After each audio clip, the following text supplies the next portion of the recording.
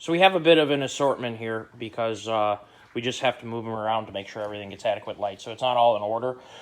We got tomatoes, we got peppers, we have sunflowers. These tall guys are sunflowers. We have you-cut flowers here that we're going to do. So there can be like bouquets made and stuff. Hope's doing that. I don't know much about it. These are watermelons. So those taller ones are Roma tomatoes. Porterhouses are the slightly shorter ones. It's only because of their growth rate. And then these guys are, if I'm not mistaken, peppers. We kind of have everything strewn around because honestly there's no great reason to worry too much about order because, you know, they'll be what they're going to be. So yeah, we haven't really had too much trouble. Just kind of going by guesstimate on how much water to give, how often, that kind of thing. These guys are these are crimson sweet watermelon. So these funky looking ones that look similar to this. Yeah. So we're gonna have a garden again, except for we grew the stuff in the basement. It is Memorial Day in a few days. Today's like the 30th. So 29th actually, excuse me.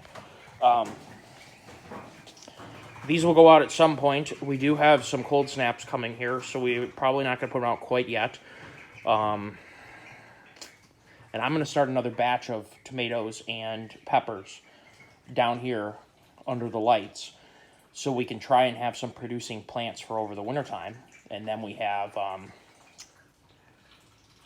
fresh tomatoes and whatever growing underneath the light. So I suppose this is update number 2 of the growing the garden in the basement so because we're starting a farm, but it's not a massive farm. We're working with 46 acres. We don't have the economy of scale to be profitable with the things you commonly do on a farm, so we're focusing on things that can be done in a small amount of area. And one of those markets is going to be fresh vegetables and whatnot. So this is the start of that. Literally used some old dining room table that we had sitting in the basement that was taking up space.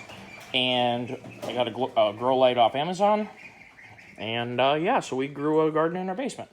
And they're doing just fine. We started them in what looks like these things. They're 50 slot things. And obviously we had some that didn't grow. These are corns that never took. And that's okay. It happens. Corn is notoriously difficult to grow. And I think the problem was soil temperature down here in the basement when we started them in like February or March or whatever it was. It's a Michigan basement. It's cold. So, you know. So, yeah. I'm just going to go through and give them a little bit more water. Looks like a couple of these need to have a little bit of water, which is okay. But they're growing nicely. But, yeah. We just used water and some time and seeds.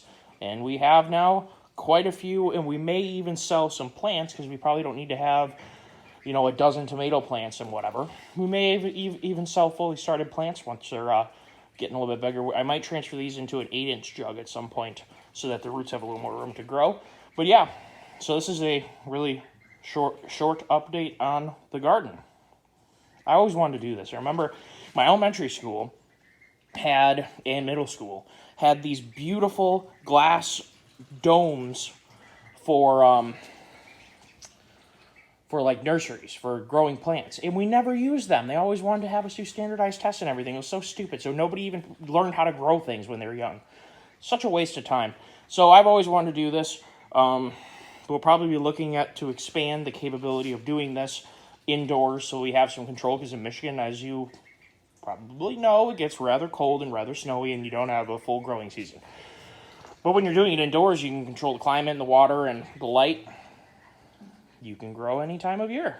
So we're going to probably expand doing this. This is my first run of doing something like this. So yeah, it's a good start. We're looking good. And thank you all for tuning in. So as another update, these are the duckers. They're some of these are 3-week-old, others are 5 to 6. So we have 2, and then we had 4 that were older and 2 were younger. They're doing great.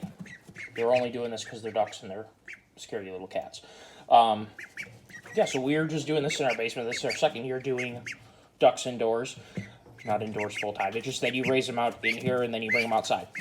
We don't know how many of these are going to be males versus females. That one's rather curious. That one right there with the white on his neck, we call him Waylon, like Waylon Jennings. Don't really know why. That's just what we call him. I like the one right here with that white line on the side of his head. I always like that look on him. I don't know what to call him or her or whatever. It's kind of hard to tell a duck's gender until you learn later which one's a bully and which one is birthing eggs. So yeah, our current ducks are giving us about an egg a day right now. So that's pretty cool. Duck eggs are fantastic. These guys, hopefully, we'll get some males in here. I hope we don't have more than 1 or 2. And those will be back in our pond free-ranging, and they'll just keep our pond nice. So our ducks that we currently have outside, they were free-ranging last year because ducks don't produce eggs until they're basically over a year old, around a year old, something like that. So we have 2 we got 4. One of them passed. I think it was another male that our big male, who was a jerk, beat up on. If we get at least 1 male out of this, we may put the male that we have out on the pond because he's a jerk and keep one of these males and see if they're a nicer duck. And then these will go in with the females here pretty quick. See this one right here? He or she is rather small. But yeah, so really all you need to have is a thing to put. They're very messy at this age, so you basically have to clean it out their kennel you have to clean the trays out basically every day, but the kennel you can clean out every day or so, 2 days. But that's your food one, and you leave the lids on so they can't step in it. They still end up pooping in it. Can't do much about that, and they get chips in it, but that's the water one, which has chips in it, but you can't avoid it. You clean it out, it'll be full of chips again in literally 2 seconds. Ducks are very, they're ducks. So yeah, these are these guys. They're growing like crazy. They were a third this size when we got them. They're doing great. They're getting ready to go outside here. We have a couple 45, 50 degree nights here coming up, so we didn't want to put them out quite yet. And they're doing fine inside. But that's my guy right there with the white on him. I don't know what to call him. My other one ended up being a female, but I called him Macho Duck. So now he's Matcha Duck. Yeah. So these are the duckers, and they're going to be part of our farm too because duck eggs are fantastic. They're great for making cookies.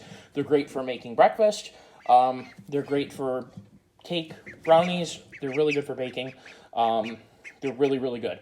Duck eggs are also really good for hard-boiled eggs because they're bigger and they just taste amazing. And they're really good for scrambled eggs and, sunny side up and all your kinds of eggs. So these are the duckers.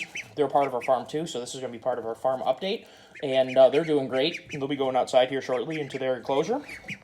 And yeah, so there's the complete farm update for 2021 spring. There you go, fellers. See you later.